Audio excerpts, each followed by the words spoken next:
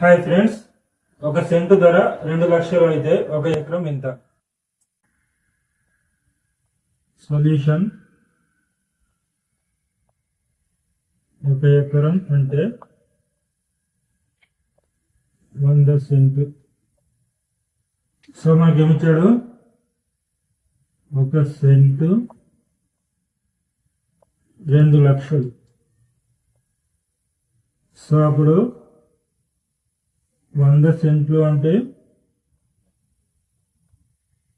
2 × 100 లక్షలు.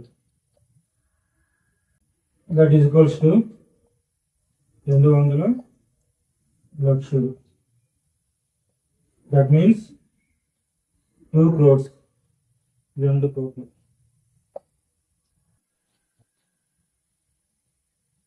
సో